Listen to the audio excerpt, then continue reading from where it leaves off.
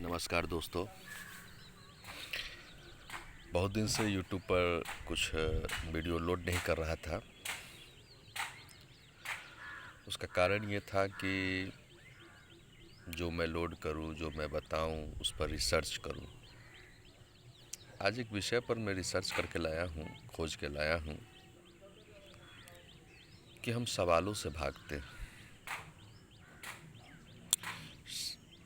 अब सवाल जीवन का सबसे खूबसूरत हिस्सा होता है। जब ये सवाल जीवन में उतरता है तो कुछ कहता है। जैसे बुद्ध के जीवन में सवाल उतरा और दुनिया को बौद्ध धर्म मिला। आर्किमिडीज के जीवन में सवाल उतरा और वो सवाल में इतने खो गए कि दिन रात उस सवाल के जवाब की खोजने के लिए अपने अस्तित्व को लगा दिया। जब आपके सवाल को खोजने के लिए अपने अस्तित्व को लगा दीजिए, तब आपको जीवन में जवाब बन के आता है। और जवाब क्या लाजवाब होता है। सवाल बहुत खूबसूरत जीवन का हिस्सा होता है। इसका स्वागत करिए। सवाल एक चुनौती है जो आपको जीवन में चेतना भरने आता है। मैं एक पात्र के माध्यम से आपसे हमेशा मुखातिब होता हूँ। वह पात्र है भगलू। वो अक्सर सवालों से भागता है। जब वो बच्चा था तो चांद तारे तक सवाल उठती थी, लेकिन फिर उसके सवाल को परीक्षा के दबाव में, बस्ते के बोझ में दबा दिया जाता था। और सवाल से एक बार क्या भागा, भगलू जीवन भर सवालों से भागता रहा।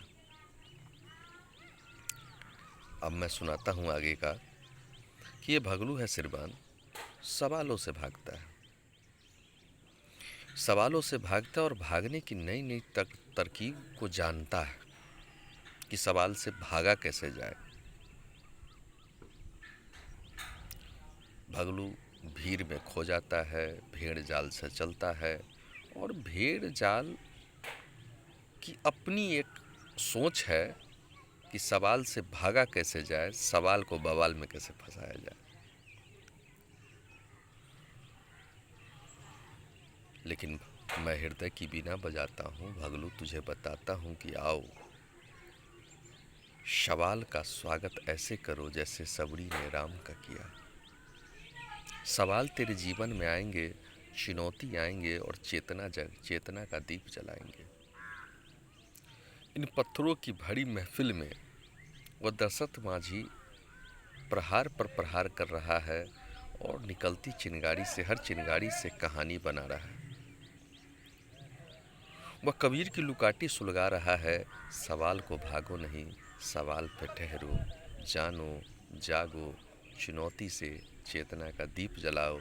तुम्हारे जीवन में अमावस का घना अंधेरा है तो क्या दिवाली का दीप जल ही जाएगा। लाओगे सूखे ओठों पे लाली, हाँ हाँ तुम ही मनाओगे दिवाली, हाँ हाँ तुम ही मनाओगे दिवाली।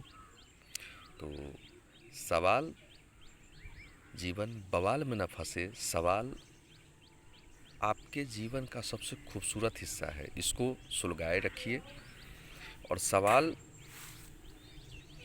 आपसे कुछ कहने आता है और इसको सुनिए। ये कुदरत का संदेश है, इसको सुनिए। धन्यवाद।